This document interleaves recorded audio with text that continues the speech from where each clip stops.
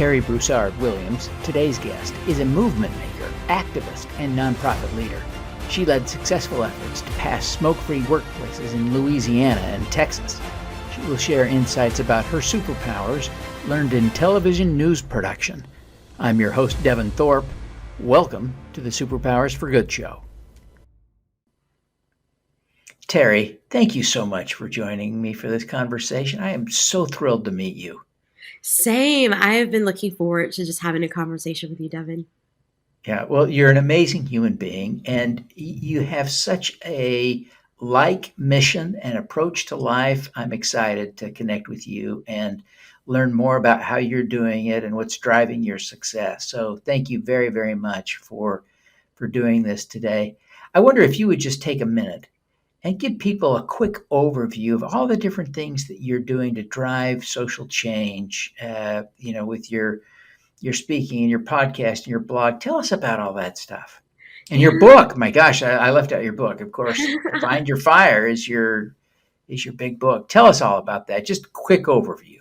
Well, just like you, I believe that leaders can turn moments into movements, and everyone can be a leader, right? Sometimes you might lead in a very small way. You might just hand someone, maybe tissue when you're at church, or you might, give someone $1 when you're at the red light. You are doing something for social good. Or you might lead a movement that is really robust.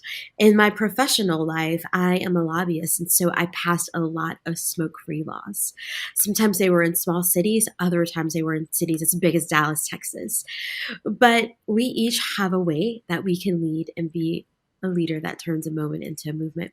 And so I truly want to inspire people to see things that others ignore and take the first step to create change. And so I've done that in all the ways that you mentioned, by having a podcast or a blog where people can go to learn more about people who do similar work. Or my book, of course I have it. You have to have your book when you have one. Yeah, there you go. Yeah, hold that up again. Yes. But in Find Your Fire, I break it down. I introduce readers to other leaders and give them the stories, tips, and tools and strategies that they use to create social movements for good. Yeah. And then at the end, you give us sort of an action workshop almost at the end on how to really implement these strategies to become a better leader, movement maker. What are some of the key tips that you include in that section? Yes. So what I've learned in talking to people and also managing people that lead social movements for good is usually we don't have the confidence to say that we want to do it and try, because we're all wired to be afraid of failing, right? And sometimes we might feel overwhelmed. But if we can break things down in a way that makes it really easy peasy and tangible, then we feel confident enough to take that first step. So I have worksheets in the back. The very first one I love, it's a commitment to self, a commitment to say that I'm going to take that first step. I'm going to love myself no matter what happens. And then I give people a framework, which is tied to the 4 steps I called a fire starter formula that will allow them to create their very own movement. Yeah, that's amazing. What are the 4 steps? The first one is you have to understand your why or your cause. Every step in the fire starter formula starts with a C, because we are change makers for good, right? Yeah. The second step is truly building a collective. You want people that are around you, that are going to hold you accountable, that are going to keep you intellectually honest about what you're doing. But you also want people around you that'll build that table to make it very long and very wide and diverse. So that collective should be the people that are going to be your accountability partners, your allies, your coalition partners. The third step is communicating. A movement is not going to move unless people know that you are working on it, right? Unless they know your why, what you're trying to change and achieve. And so I help people figure out in a very simple manner, how do you communicate that movement? And then the last step is change. You have to get your hands dirty and do the work in order to see change. And so those are the 4 steps that are part of the fire starter formula. Yeah. As you've thought about this, worked with people on this, what are some examples that you like to highlight of people who've implemented these strategies successfully to really make a change in the world? Oh my gosh. So I'll tell you a story about someone who is not in the book, but someone who read. So this edition is actually Find Your Fire. It's a second edition, expanded with 100 new pages. And this story, it's very near and dear to me because it's the reason why I decided to expand the book. But I got an email, probably you've been in the situation, Devin, where someone just emailed me from my website, and it was someone by the name of Alex. And so Alex was in a PhD program and read Find Your Fire as part of a, a paper she had to do. And her professor told her, "This is not an academic book. You need to pick another one." And she said, "No, like this is helping me create the change that I want to create." And she founded this beautiful international dance company that is rooted in really empowering people and allowing people to overcome trauma. It's a beautiful mission. And so, very long story short, she dropped out of this PhD program and is dedicating all of her time to really getting this nonprofit off the ground. And just recently, she sent me this podcast interview where she's beautifully explaining her cause and her why. And she talks about the collective or the board that she's built. And she's communicating on the podcast what they're doing. And she's talking about the change they want to create and how they need the public to be a part of it, creating followership, truly getting that movement moving. So I love it so much. I tell her all the time, she inspired me because when I got that email from her, I was on the fence about telling more stories and expanding my book. And that was the sign I needed from the universe to say, now's the time. Yeah. Well, that's brilliant. It's great to see that you're having that kind of effect, and it is satisfying as an author. So I can much relate to. fun. Yeah, yeah. You get those messages once in a while, and you realize that somebody actually did read the book and Right? they were impacted. And holy cow, the world is changing. So, kudos for that. Um, as you think about the work that you've been doing, what brings you the greatest joy in the work Oh that you do? gosh.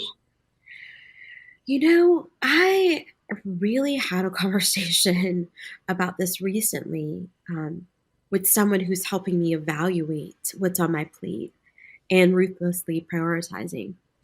And so when I really looked at what brought me joy, sometimes it's the very small things, like just connecting a human to another human that is doing good in the world and that can solve a problem for them. That can give you a high like no other. Yeah, But there's also something special, I have to say, about being behind a desk when you see a governor signing a bill, or you walk into a restaurant and there's a no smoking sign, and you know that you protect those workers that would have been, in the middle of secondhand smoke if not for that law. So it hits me different every time, just depends on the day and how I'm feeling and showing up in the world. But today I got a response just from an email where I was connecting someone who needed some help, and that just did my heart so much good. oh, that's great. The As I think about your book, one of the interesting things to me was that you profile a number of change makers and talk about what makes them a change maker and that sort of thing. And brilliant. In a way, it parallels my book Superpowers for Good, which is one of the reasons I love your I need to book so pick it much. up. Is I I have to admit I have not seen it. I'm gonna yeah, grab one. yeah. Well, it's no Find Your Fire, but it's a good book. But Monica was on my show several years ago and is featured in your book, Monica King. Tell us a little bit about her story. Refresh Um, the audience who may not remember, my podcast from 5 years ago with Monica. Tell us about her and why she's profiled in the book. Yes, she is an incredible social entrepreneur. I love her story. Every story I tell someone's background, how and why they got into the type of movement that they're building. But I also talk about their fears and their failures because we need to normalize that, and really encourage people to hold failure festivals. Like, cheer yourself on, because every time we fail, we become more innovative. We become just this person that understands our superpowers, right? And Yeah. so Monica's this beautiful story of someone who is brilliant. Like, she was basically was working in a science field where she was using data and numbers and just all of these things to like tie to like nuclear energy. Like, what? And one day she realized that it was not her passion. She did not have that spark. She wanted to find her fire. And so Monica left this career where she was just highly educated and was doing really well, and began to realize that she was a creative at heart. So she built a business that helps people understand how to be innovative in a business space in a way that's not just like, crayons and drawing and Zen moments, but truly being yourself and showing up Mhm. and finding innovation from within. And it has grown. She's also written a book about innovation, and just recently wrote a children's book. I'm so proud of her. But she's spoken all over the world to share this message. And recently, she's from South Korea, and just recently, her book was published in her native language. Oh, wow. That's great. I hadn't heard that. That's great news. That's great news. Well, uh, you are doing really inspiring things, Terry, and you've had some great success. And for that, I congratulate you. As you think about what's driving your success, what do you think of as your superpower? Oh gosh, such a hard question. I I truly believe that there are people who study one thing. They might be on the USA gymnastics team and they only want to do the bar, right? I am a person that truly wants to be an all around gymnast. I want to be a generalist. And my background is in television reporting and producing. And I just truly learned how to listen, and how to be reflective of the communities that you're part of and tell that story so that others can be inspired. And I think that my time in television truly allowed me to be myself and just to use all of those skills. Because even when I think of like how and what it took to pull together a book, I think of my news producing days. You have to start on time and you have to end on time. The news Yeah, always ends at 6:20, 9:30, right? yeah, And if you don't, like, people are waiting on you. But also when you're a news producer, you have to make the right call in the booth. You have to know when to tell the anchor they need to go. You have to tell the director, if you see something coming that he needs to punch out of the shot. You have to see things coming ahead. And so all of those things have allowed me to really just be a person that connects to others and has that ability, to tell stories, so that others can do what they're built to do. yeah. I think that is a really super powerful superpower. So I want you to reflect. I want you to reflect now on how you've used that since you left the newsroom. How have you applied those skills, that power, that influence to be successful at Impact? Yeah. I mean, I use the skills every day. When I began as a teen reporter, actually, I would go out and have to like interview these elected officials, and I'm 16 years old. And so that empowered me to know that I could stand on my own 2 feet and not be intimidated by anyone and ask the hard questions. And that is a skill that I use every day as a lobbyist. Making those tough gut calls. I began as a young news producer at the age of 23, working overnight in Columbia, South Carolina, where I didn't know a soul when I moved there. And so I am the person deciding, do you send the camera crew out at 2 a.m. to cover a story or not? And having to justify that decision at 9 a.m. when the boss came in.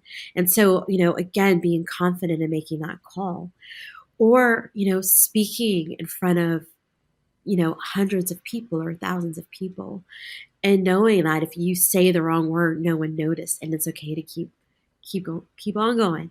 And so if I Yeah. ever have to testify, at a dais, I know that still holds true.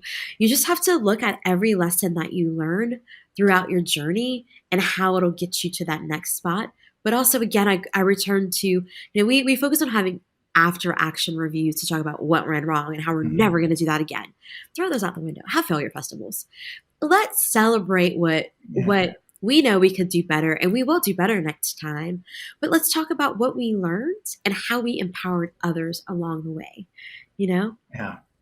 That is such a potent lesson, right? Because I think if we see failure, and it's hard for me, right? This is something intellectually I can see perfectly, and emotionally, internally, I struggle with, right? This idea that it's okay to fail, because we are raised to in a thousand different ways to avoid failure, and it takes a lot of effort to begin to celebrate failure as a part of success. Right? That's right. No one ever goes from lower left to upper right in a straight line. It doesn't happen. So Right? true. It's really a powerful point that you've made a couple of times today, and I just want to echo it because it is such a powerful point. As you think about these skills that you've developed in the newsroom and that you've been applying in your work and the impact that it's driving, how do you coach other people to emulate you and to build and manifest those skills that you think of as your superpower? I actually tell people never emulate me. Just be yourself, Yeah. And Devin, I'm sure this has happened to you. I use the word fire starter a lot in my book. I use the word movement maker a lot. And I started my blog in 2018. And last year, a woman called me and was inquiring a lot about the work that I do, under the premise that um, she was starting a nonprofit and wanted to be inspired. Well, months later, she rolled out a website that had a lot of language that was similar to mine and used the word fire starter throughout. And so, I there's so many people that try to emulate things when they see that they're going well. That's human nature. But Hmm. if we're really speaking about what is coming from within, and I talk a lot about the movement within in the second edition of Find Your Fire, Hmm. that is where you truly find that superpower because you're just being yourself. You will find joy because you're only striving to do better than what you did the day before. That watermark isn't about someone else or someone else's expectations. And so that is when you get to really blossom. And so, looking back, I would have told that to that woman. But so, and I tell this to mentees all the time. The way that I wrote Find Your Fire, especially the worksheets in the back, it is about creating social movements for good. But truly, every day we have the opportunity to create the world's most important movement. And that's the one inside of us. How we choose to live our life, how we choose to show up in the world, how we choose to, make things around us better.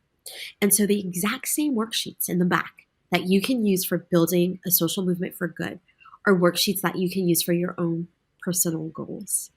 So when I sat down and thought about writing Find Your Fire, I used those 4 C's to create Uh-huh. my outline and to keep myself on track. And so I give my mentees those same worksheets when they're talking about going for a promotion or looking for a new job. So yeah, there's no secret. It's all here in the back.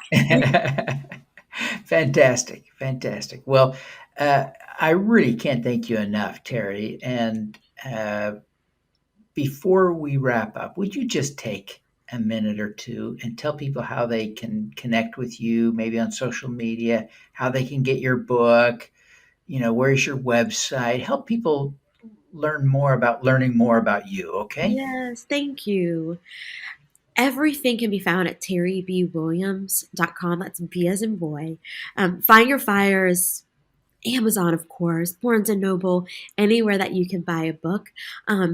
For this first month of 2022, I have a very special discount. I believe in diversity and inclusion, have a very reduced price for the Kindle version on that you can find on Amazon. But I also want to encourage people to spend time on terribwilliams.com. I'm beginning to talk about something that I call the Great Reset. We've watched the world have this great reset where, everyone spent more time in their house and we understand what brings us joy. So I love that you asked that question. But we're also beginning to think about how we want to show up in the world. And in order to lead well, we have to live well. We have to, have a moment where we just breathe and take that mindful minute for ourselves. Or, we truly have to visualize what we want in this world and attract the people and the things around us to help support us and help remind us of our superpowers for good. And we have to visualize that and put it in order. So, that's probably the next layer of doing work as a change maker and truly unleashing those superpowers. So terribwilliams.com, at Terri B. Williams on Twitter, Instagram, and Facebook. And you can get all of these goodies, but also tips, tools, and strategies that other people have used to help change the world. Yeah, fantastic.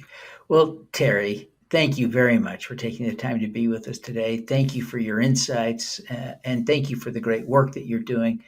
I want to wish you every success in your efforts to launch more good movements. My gosh, the world needs every good movement it can get. So I wish you success with that. Thank you. Thank you. Thank you so much. And keep doing what you're doing, because we need fire starters and movement makers like you so that we can set this world on fire. All righty. Hey, thank you. And let's do some good. Thank you for tuning in to the Superpowers for Good show. Twice each week, we host changemakers who share their impact, insights, and superpowers. Don't miss another episode. Subscribe today at superpowersforgood.com. That's superpowers, 4, good.com.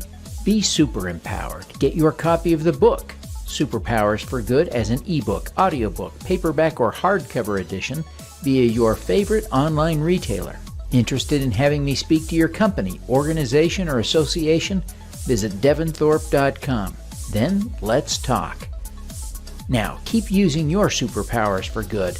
Together, we can reverse climate change, improve global health, and eradicate poverty.